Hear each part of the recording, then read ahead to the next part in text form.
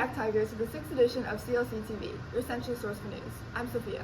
And I'm Imanol, and in today's edition, we'll start off with Autumn speaking with track star Annie Ferraro and her big achievement and her team in achieving a new school record. Take it away, Autumn.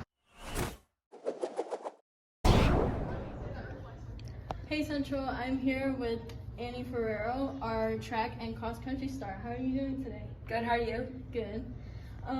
How is your senior year as a track star so far? Good. We got a lot more meets this year than last year, so that's really nice because everyone has gotten more chances to show their potential. Very awesome. So you're in both cross country and track. Which one is better? In your opinion, or is it like the same?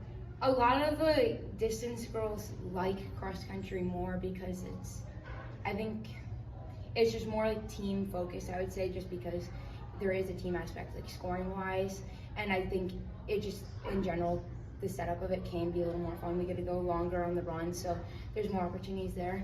But then, I really like getting the track times. Like, I like the mile, I like the 800. I really like those races, so race-wise, I think I like track better, but I think from the team standpoint, I think cross country can be a little more exciting. That's awesome. So in college, are you planning to continue track or cross country, or? I still have no clue. I'm talking to coaches, but I don't know where I'm gonna end up yet, and it depends on the times and if I'm able to, and then also at the point of when I get there, if I want to. I'm just unsure at this point. Mm-hmm. And I heard you and the girls broke a school record this past weekend. How did you feel when you broke the school record, you and the girls? It was very exciting because we tried for, I think 3 meets. We had realized like 2 meets into the season that we had a shot if we switched around our team a little bit. And so we made the switch, and our first meet, the energy was all there, and then we dropped the baton. The second meet, we didn't drop the baton, but the energy wasn't there. So it was good for it all to come together and to get the school record. So. This is very awesome. Thank you so much for your time. I appreciate it. Thanks, Autumn. Next off is Piper, who will be interviewing members of Science Olympiad, who will be heading to state after taking second at regionals. Take it away, Piper. Hello CLC, I am joined here today with Brayden Larson, a senior here at CLC, who is the team captain of the Science Olympiad team. Hello. Recently, they won second place at our regionals. Congratulations. Thank you. How were you introduced to the science world? Well, I can't really remember a time where I didn't like science. As early as age 5, my parents put me in front of Beekman's World and Bill Nye the Science Guy, and I just kind of liked it, and I've been absorbing science ever since, reading my mom's medical textbooks, like watching every single science video I could find. And then for starting in high school, I just saw Science Olympiad. I saw the word science, and I decided, you know what, why not? And then I joined Science Olympiad, and 4 years later, now I'm here. Cool. What is your favorite science? That's a deep question that there's numerous parts and a very long philosophical answer to. But in short, one of the most experience in is probably biology, specifically anatomy.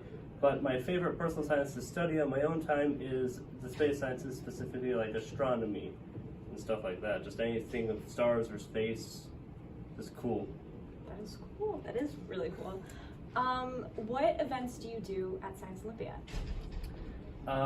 Most recent at the regionals, I did astronomy, anatomy and physiology, experimental design, and trajectory.